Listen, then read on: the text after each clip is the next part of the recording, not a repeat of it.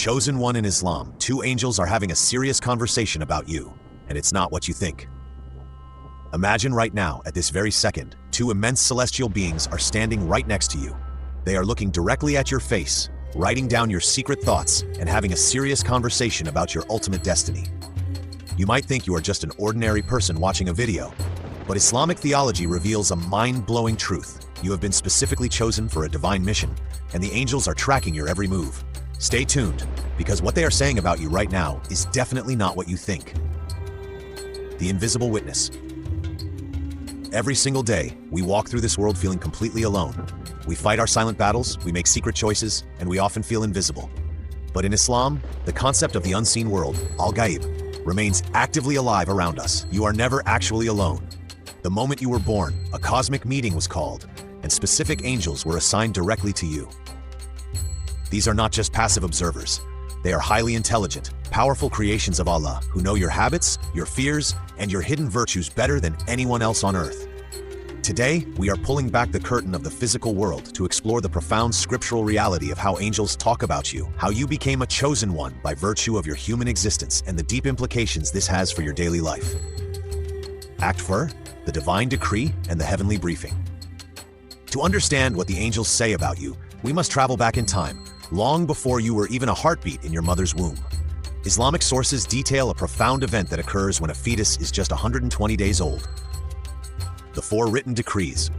According to a famous hadith narrated by Abdullah ibn Mas'ud, the Prophet Muhammad, peace be upon him, explained that at the 120-day mark, Allah sends an angel down to the womb. This angel is given a direct briefing regarding you. The angel is commanded to write down 4 specific parameters. Your exact provision, rizq, how much wealth, food, and resources you will consume. Your lifespan, ajal, the exact second your breathing will stop. Your deeds, amal, the actions you will choose to take. Your final outcome, whether you will be among the blessed or the wretched. The angel explicitly discusses your future identity with Allah. Imagine the scene. An angel holds the pen of decree, writing out the blueprint of your life while whispering your name in the heavens. This was your very first introduction to the angelic realm. The creation debate. Even before individual human creation, angels had a massive conversation about all of us. Surah Al-Baqarah 230 captures this monumental dialogue.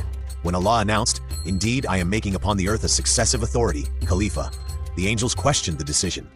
They asked if Allah would place someone who would cause corruption and shed blood, while they continuously praise and sanctify him. Allah replied with a powerful statement, "Indeed, I know that which you do not know." Every time you choose to do good despite your human weaknesses, you are proving Allah's statement true to those very angels. When 2 angels look at you today, they are discussing how you, a fragile creature made of clay, are overcoming temptation to serve the Creator. Act 2, the observers at your shoulders. Let us look at the 2 angels closest to you right now, the Kiraman Katibin, the noble recorders. Mentioned directly in Surah Al-Infatar, 82:10-12, these angels are described as honorable scribes who know exactly what you do.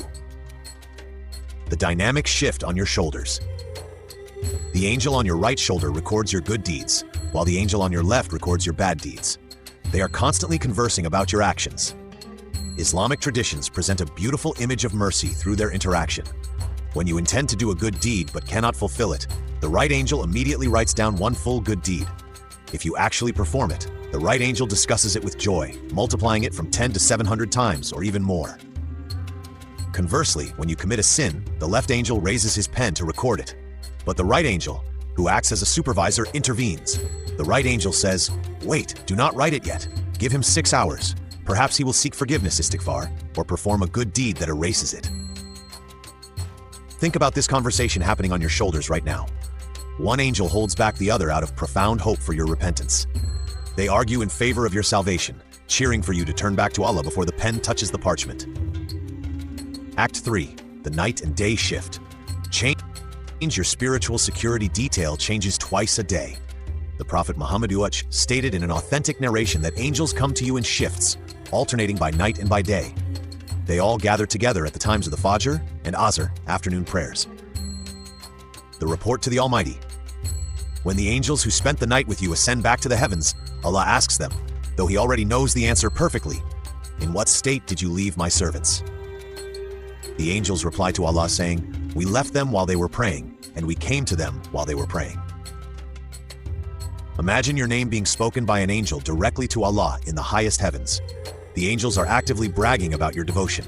If you were asleep or distracted, the conversation shifts. They must report exactly what you were doing. This daily shift change means your reputation in the celestial realm is constantly updated based on your real-time choices. Act 4th. The Protect and Defend Protocol. You might think you survive daily hazards by sheer luck, but Surah Ra'd 30:11 reveals a different reality. For each one are successive angels before him and behind him who guard him by the charge of Allah. These guarding angels are called Al-Mu'aqibat. They stand in front of you and behind you, actively pushing away physical dangers, accidents, and unseen demonic attacks, shayatin, that you cannot see. The conversation of protection. The guarding angels are constantly communicating with the decree of Allah. They shield you from everything except what Allah has specifically decreed to hit you. When a stone, a car, or an illness is about to strike you unexpectedly, these angels physically intervene. If a calamity is written for you, they step aside, whispering prayers for your patience, and then immediately return to comfort your soul. You are a VIP in the universe, surrounded by a heavy security detail that converses daily about how to keep you safe until your appointed time. Act V. The Identity of the Chosen One. Why does all of this make you a chosen one? In modern culture, we think a chosen person must be a superhero or a world leader. In Islam, every single human being who accepts the message of Tawheed, the oneness of God, is chosen out of billions of creations to bear the trust, al-amana. The weight of the trust, 33:72, states that Allah offered the trust of free will and consciousness to the heavens, the earth, and the mountains, but they all refused to bear it out of fear. Yet you accepted it. When the angels look at you, they see a heroic soul that agreed to enter this difficult, testing earthly dimension. They converse about your bravery and your vulnerability. They marvel at how a human being, trapped in a physical body with desires, hunger, and worldly stress, can put their forehead on the ground and cry out, Subhana Rabbi al-Allah, glory be to my Lord, the Most High. To the angels, your worship is incredibly precious because they do not have desires to fight against, but you do. Act 6. The Ultimate Gathering in the Grave. The most serious conversation the two angels will ever have about you takes place when your eyes close to this world for the final time. This is the encounter with Munkar and Nakir, the two angels assigned to question every soul in the grave. The interrogation. They do not look like the gentle recording angels. They are described as terrifying, with deep blue eyes and voices like thunder. They will sit you up and ask 3 absolute questions. Who is your Lord? Man Rabuk? What is your religion? Who is this man sent among you? Nabiyuk? Your tongue will not be able to lie. Your limbs and your soul will answer based on what you actually lived, not what you memorized. If you lived a righteous life, a beautiful conversation happens right there. The angels will look at your faith and say, we knew you used to say this. Your grave will then be widened as far as the eye can see, illuminated with heavenly light, and a window to paradise will be opened for you. They will tell you to sleep peacefully like a bridegroom. Conclusion. Changing the heavenly conversation. The realization that 2 angels are discussing you right now should completely change how you live.